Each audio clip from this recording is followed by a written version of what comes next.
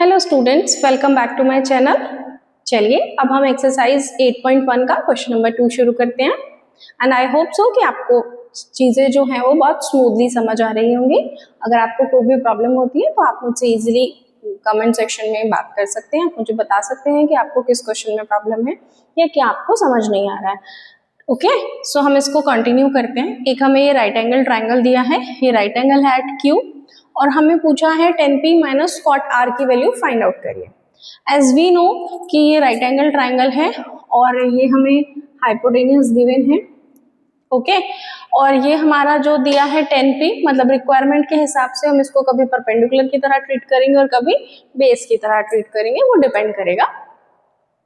अब ये एक्चुअल में हमें क्या करना है, इस पाइथागोरस को लगाकर इस ट्राइंगल में हम इसका क्यू आर फाइंड आउट कर लेते हैं। सो bye applying Pythagoras theorem. Okay, what is hypotenuse square is equals to perpendicular square plus base square, means 113 square is equals to 12 square plus QR square. Okay, 169 is equals to 144 plus QR square, means QR square is equals to 25. So QR is equals to 5. So value of QR is 5 centimeter. Okay, so what we have to do, we have to find out the value of 10p minus cot r. What we have to do, we have to find out the value of 10p minus cot r. First we will find out the value of 10p.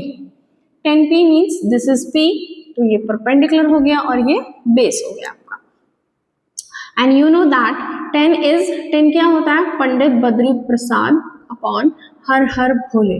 तो इस हिसाब से 10 क्या होता है आपका, perpendicular upon base.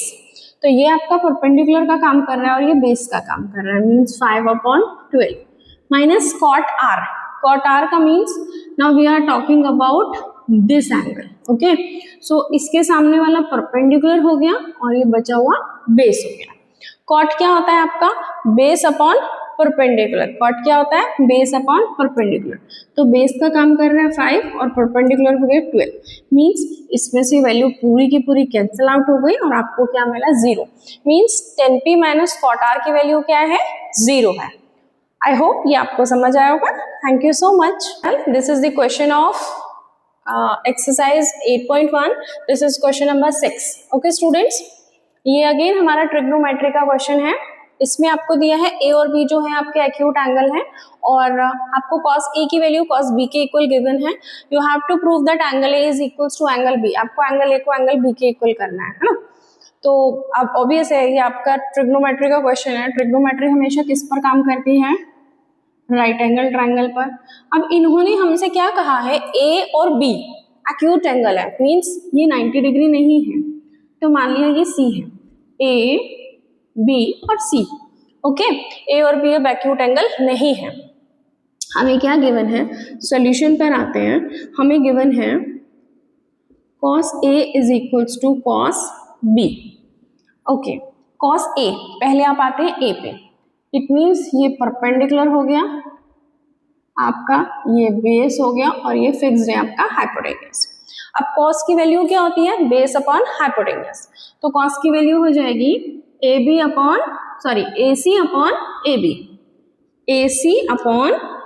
ab, क्योंकि ये आपका बेस का काम करेगा और ये हाइपोटेन्यूज का काम करेगा। अब हम आते हैं cos b पे। cos b का मतलब ये वाला एंगल है ना, तो इट मीन्स इसके सामने वाला किसका काम करेगा, परपेंडिकुलर का। जब ये परपेंडिकुलर हो गया तो ये क्या बन गया आपके लिए, बेस।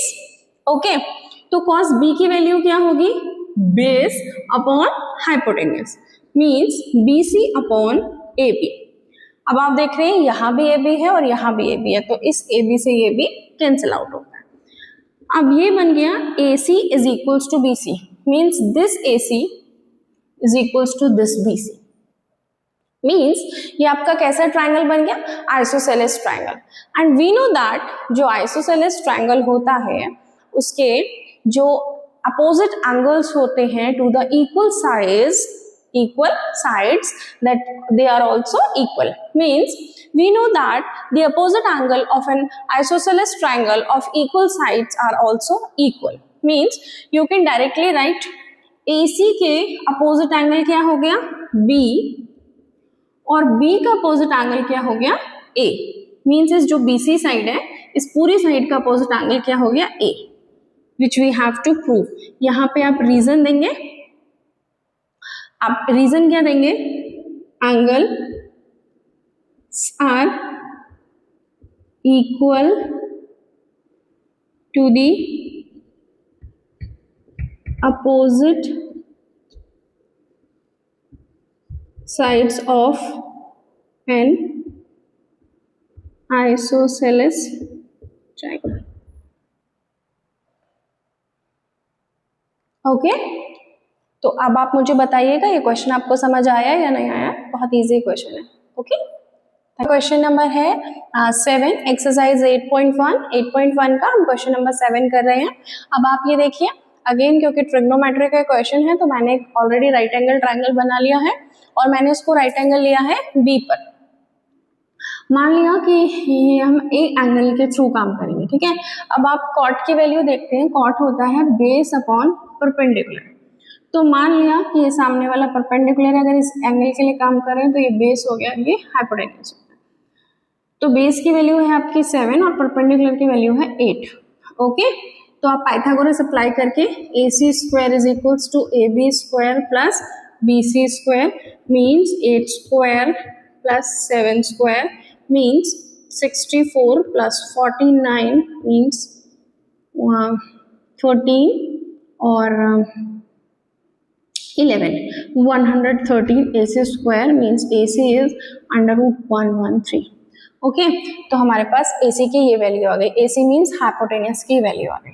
अब देखिए ये आपको गिवन था, इसकी आपको वैल्यू फाइंड आउट करनी है. तो अभी एक ऑप्शन आपके पास क्या आता है, या तो आप इसकी डायरेक्ट वैल्यू रख लीजिए साइन थीटा की यहाँ से निकाल के, या पहले थोड़ा इसको सॉल्व कर लीजिए फिर वैल्यू रखिएगा.